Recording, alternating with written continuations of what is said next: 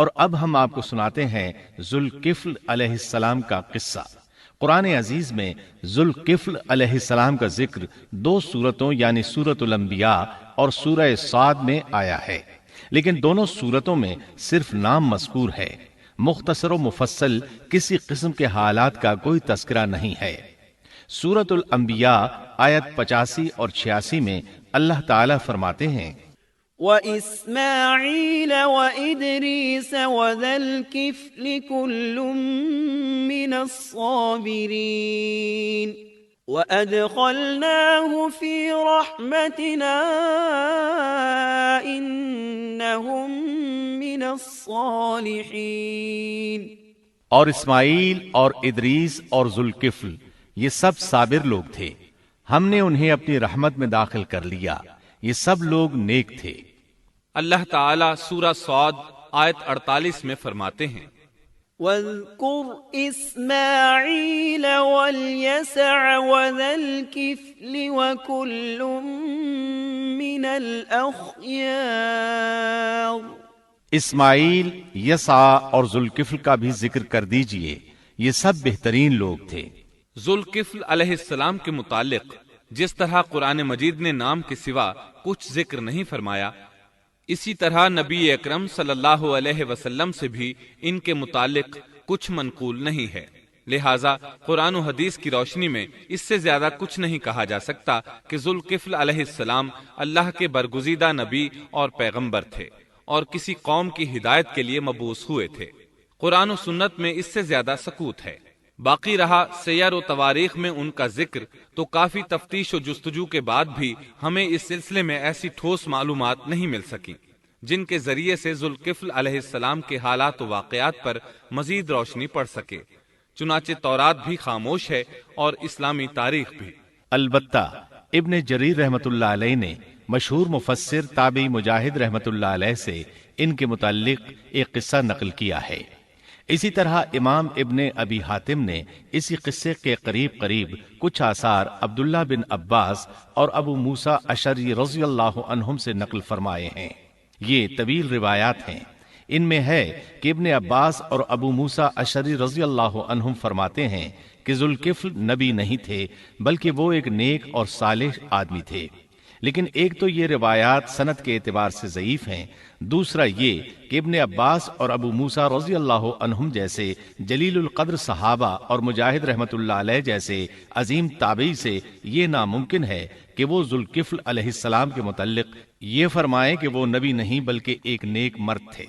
شاہ عبد القادر رحمت اللہ علیہ کا موقف ہے کہ ذوالکفل ایوب علیہ السلام کے بیٹے تھے اور انہوں نے اللہ کی خاطر کسی آدمی کی ضمانت دی تھی جس کی پاداش میں ان کو کئی برس قید کی تکالیف برداشت کرنا پڑی۔ چنانچہ شاہ صاحب اپنی تفسیر موضح القرآن میں لکھتے ہیں کہ ذوالکفل ایوب علیہ السلام کے بیٹے تھے،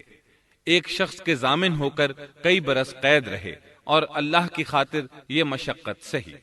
موجودہ دور کے بعض مفسرین کا خیال ہے کہ ذوالکفل حزقیل علیہ السلام کا لقب ہے۔ ایک دوسرے مفسر کی عجیب و غریب رائے یہ ہے کہ ذوالکفل گوتم بدھ کا لقب ہے، کیونکہ اس کے دارالسلطنت کا نام کفل تھا، جس کا معرب کفل ہے، اور عربی میں ذو صاحب اور مالک کے لیے آتا ہے، اور صاحب مال کے لیے ذو مال اور مالک شہر کے لیے ذو بلد کے الفاظ کثرت سے استعمال ہوتے ہیں، لہٰذا یہاں بھی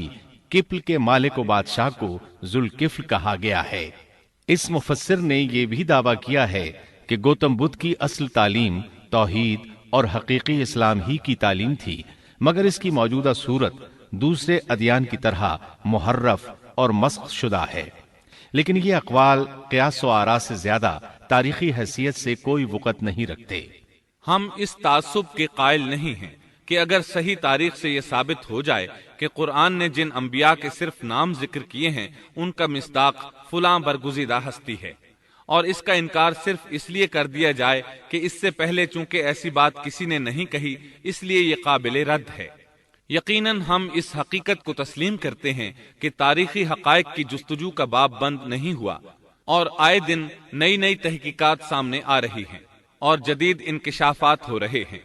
بلکہ ان کے ذریعے قرآن مجید اور احادیث رسول کے بیان کردہ واقعات کی تصدیق ہوتی چلی جا رہی ہے۔ ملحد و بے دین لوگ ان کا انکار اس لیے کرتے اور کرتے آ رہے ہیں کہ تاریخ اور فلسفہ ان کا ساتھ نہیں دیتے،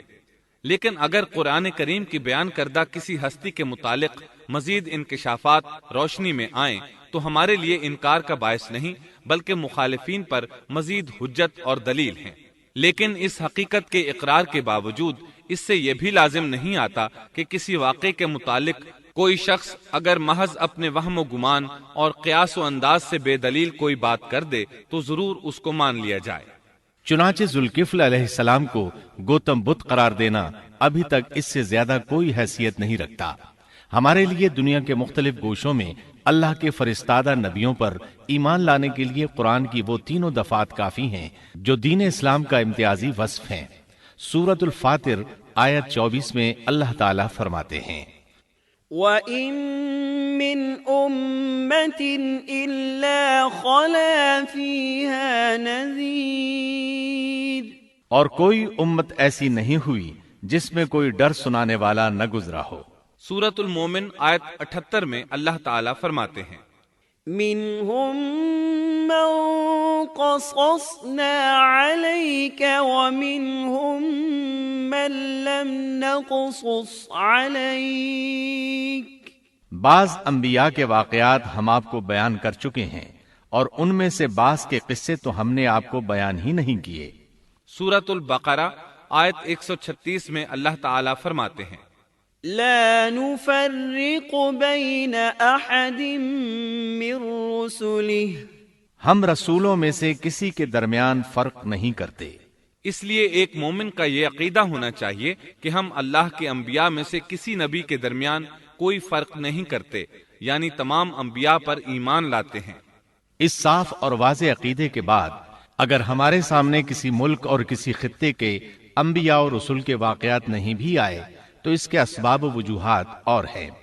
لیکن جہاں تک ان پر ایمان لانے کا تعلق ہے وہ اختصار سے بھی کافی ہے، اور ان کی تفصیلات سے آگاہی ہماری رشد و ہدایت کے مقاصد یعنی اللہ پر ایمان اور نیک اعمال کے لیے ضروری نہیں ہے، خصوصاً جبکہ اللہ تعالیٰ نے ہم پر یہ حقیقت بھی قرآن مجید میں واضح کر دی ہے کہ نبی اکرم صلی اللہ علیہ وسلم خاتم النبیین ہیں اور تمام سچے ادیان کی صحیح اور حقیقی تعلیم کی تصدیق کر کے ان کو بلند درجات کے درجہ کمال تک پہنچانے والے ہیں، جیسا کہ سورۃ المائدہ آیت 3 میں اللہ تعالیٰ فرماتے ہیں، اليوم اکملت لکم دینکم واتممت علیکم نعمتی ورضیت لکم الاسلام دینا، آج میں نے تمہارے لیے دین کو کامل کر دیا اور تم پر اپنا انعام بھرپور کر دیا اور تمہارے لیے اسلام کے دین ہونے پر رضامند ہو گیا۔ خلاصہ کلام یہ کہ ہمیں یہ تسلیم ہے کہ ہندوستان میں بھی اللہ کے سچے نبی اور پیغمبر مبعوث ہوئے، بلکہ سیرت نگاروں کی روایات کے مطابق ابو البشر آدم علیہ السلام اسی ہندوستان کے کسی گوشے میں اتارے گئے، لیکن جب تک قرآن و حدیث کی صراحت یا تاریخ کے صحیح دلائل و براہین سے یہ ثابت نہ ہو جائے کہ ذوالکفل گوتم بدھ کا لقب ہے، محض قیاس و آراء کی بنا پر ہم اس کو تسلیم نہیں کرتے،